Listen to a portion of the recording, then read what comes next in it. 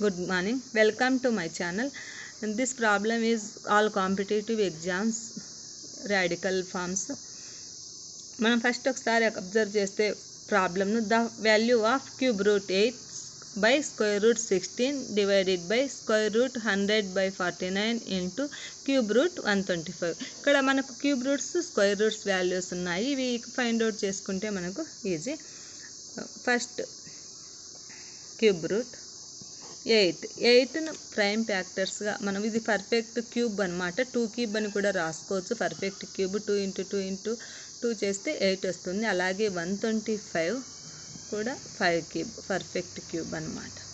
So cube root 8 ప్లేస్లో 2 క్యూబ్ను substitute చేస్తున్నాం. Square root 16 4 square. ఇక్కడ ఏం లేకుంటే 2 ఉందని మీనింగ్ మనకు.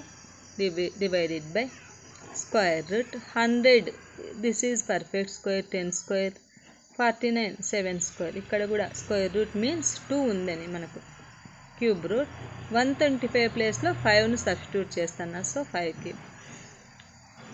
nth root a power n equal to ఈ రూట్స్ ఉన్నప్పుడు ఇక్కడ ఈ రూట్లో మనకు రాడికల్ n ఉంటే ఇక్కడ పవర్ n ఉన్నప్పుడు ఇది క్యాన్సిల్ అయిపోయి దీన్ని జస్ట్ ఈక్వల్ ఏకి ఈక్వల్ అవుతుంది. ఇక్కడ ఈ ఫార్ములాను మనం అప్లై చేసుకుంటే 3 క్యాన్సిల్ అయిపోతే 2 సేమ్ 2 క్యాన్సిల్ అయిపోతే 4 డివైడెడ్ బై సేమ్ దీన్ని మనం ఏం రాసుకోవచ్చు, స్క్వేర్ రూట్ 10/7 హోల్ స్క్వేర్గా కూడా రాసుకోవచ్చు.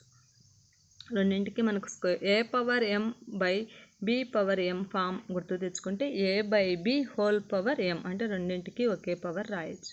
Cube cancel. So this value 5కి ఈక్వల్. నెక్స్ట్ 2 1 జా 2 2 జా అంటే 1/2 divided by 1/2 divided by 2 cancel అయిపోతుంది. 10/7 ఇంటూ 5 1/2 డివైడెడ్ బైని ఇంటూగా చేంజ్ చేస్తున్నా. సో దీన్ని రెసిప్రోకాల్ రాయాలి. 10/7 రెసిప్రోకాల్ 7/10 అంటే జస్ట్ రివర్స్ చేయడమే. ఇంటూ 5